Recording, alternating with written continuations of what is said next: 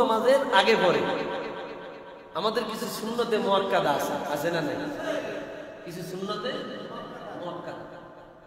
এখন কেউ কেউ ডাইরেক্ট নামাজে দাঁড়ায় যায় ইমামের সাথে, আর সুন্নতে মুআক্কাদা আদায় করে, সালাম শেষ যাই আসেনি। যদি কেউ ঘরে আদায় করিয়া থাকে সেটা ভিন্ন, আদায় করেন বহু দেখছে, বহু দেখছে নামাজে দাঁড়াইছে সুন্নতে মুআক্কাদা আদায় করে। দেখেন রাসূল বলেন,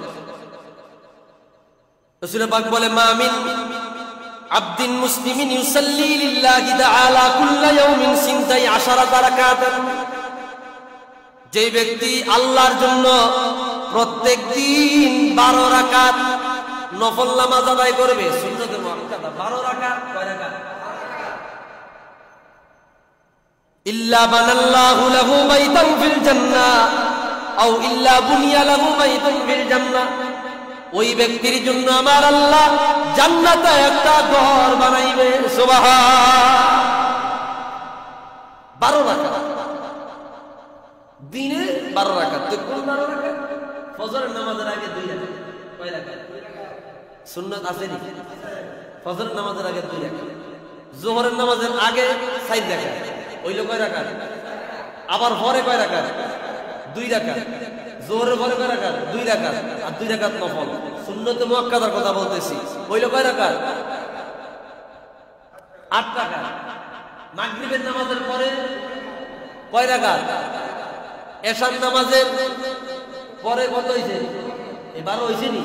এই 12 রাকাত নামাজ কেউ যদি দৈনিক আদায় করে, তার আমলনামায় আল্লাহ আপনার এমন সওয়াব দিবে, হাদিসে আছে ইল্লা বানাল্লাহু লাহু বাইতান ফিল জান্নাহ, ওই ব্যক্তির জন্য আল্লাহ জান্নাতে একটা রাজপ্রাসাদ বানাবে। এখন আমরা টুকুরটা করে সিজদা দিয়ে বানাতে যাই, কোনো গুরুত্ব নাই, সুন্নতে মুআক্কাদা পড়তেছে না, কোনো গুরুত্ব নাই। আর আমরা হুজুররা, অনেক আলেমরা কত কষ্ট করিয়ে মানুষকে নামাজের দিকে ডাকি, নামাজের দিকে আনি। সুন্নতে মুআক্কাদা আদায় করতে হবে, সুন্নতে মুআক্কাদা আদায় না করলে গুনাহ হবে, কিয়ামতের ময়দানে আল্লাহর বিচারের সামনে দাঁড়াইতে হবে। কত ভাবে আমরা বুঝাই, আর কেউ কেউ কয় না এগুলা হলো লাগবে না, না হলে গুনাহ নাই। কোন নাউজুবিল্লাহ। কি কইছি একটু আগে, পাবলিক এমনি ফাঁক ফোক বুঝে, আরো ফাঁক হইলে তো কয়দিন পরে কইব ফরজ নামাজই লাগবে না, কইব কয়দিন পরে কইব ওই মাগরিবের নামাজ 3 রাকাত 1 রাকাত না পড়লে চলে।